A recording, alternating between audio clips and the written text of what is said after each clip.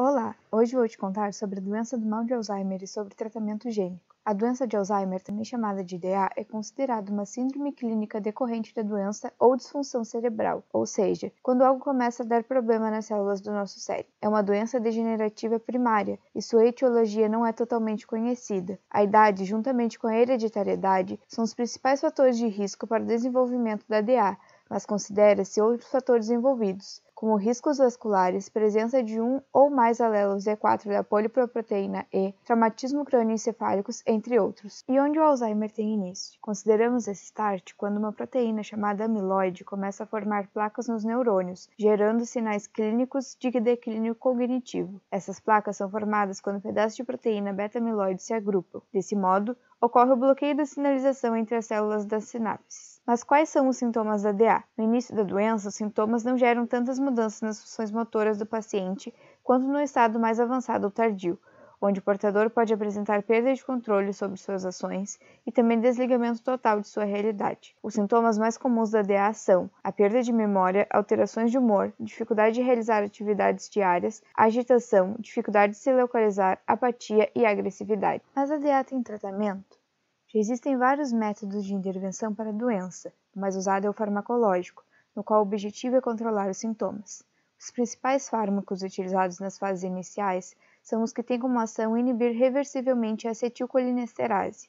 Esses medicamentos ajudam na estabilização da doença por um determinado período. Na fase final, utilizamos a memantina, que auxilia mantendo as funções de comunicação e atividades diárias. Outro método não farmacológico é a estimulação cognitiva ativa, que tem como objetivo o aumento das produções das faculdades cognitivas específicas. Agora vamos focar na parte genética da doença. A DA é uma doença que pode danificar vários genes. Alguns genes que foram identificados por conferir risco hereditário para a DA são a poliproteína E, o gene precursor da proteína amiloide, o gene presenilina 1, que foi encontrado em casos de doença de Alzheimer familiar, e o gene presenilina 2, onde mutações do gene homólogo 1 está associada a DA esporádica. O que se sabe sobre a terapia gênica no tratamento da DA? A terapia gênica, também chamada de TG, é a tecnologia do DNA recombinante. É um método que consiste em expressar genes terapêuticos que permitem a regressão da doença. Simplificando ainda mais, é substituir as células problemáticas por células saudáveis. Parece simples, né? Na teoria é bem simples, porém na prática nem tanto. A TG tem diversos métodos para entrar no organismo e substituir essas células. Essa prática pede por um vetor podendo ser viral e não estruturado, que é o meio no qual o transgene entrará no corpo. Essa entrada pode ser feita de técnicas diferentes, como a in vitro, que é o gene introduzido diretamente no organismo, a ex vivo, que são as células retiradas do indivíduo, modificadas e novamente introduzidas, e processos físico-químicos, que mudam a célula quimicamente ou por algum fator físico. Alguns problemas encontrados na terapia gênica se dão pela dificuldade dos genes em sua forma pura de passar pela membrana das células-alvo, precisando então desse vetor que facilitará a passagem, tornando a travessia eficaz e segura. Dessa forma, é possível aplicar a terapia gênica? Vamos aos testes. Um estudo realizado pela Universidade Autônoma de Barcelona mostrou pela primeira vez que foi possível reverter a perda de memória em ratos com Alzheimer através da terapia gênica. Nos testes foram utilizados ratos transgênicos, com altos níveis da placa beta-amiloide, e o acúmulo dessas placas levam à desregulação do gene CRTC1. Eles injetaram no hipocampo dos ratos vetores para a superexpressão desse gene. Logo após a injeção, notou-se uma melhora significativa na memória dos animais. Para testar a memória dos ratos, foi utilizado o teste comportamental do labirinto aquático de Morris, que consiste em expor o animal em uma piscina de água opaca com uma plataforma no meio e medir o tempo que os ratos procuram a plataforma. Os ratos que passaram pela TG apresentaram resultados superiores em relação aos ratos da DA que não passaram pela terapia. O resultado foi que o treinamento de memória espacial ativou o programa dependente de CRTC1, que inclui genes essenciais para a neurotransmissão. Além dos testes com os ratos, existem alguns estudos em humanos. Como disse antes, é muito difícil atravessar a barreira celular. A barreira mais complexa é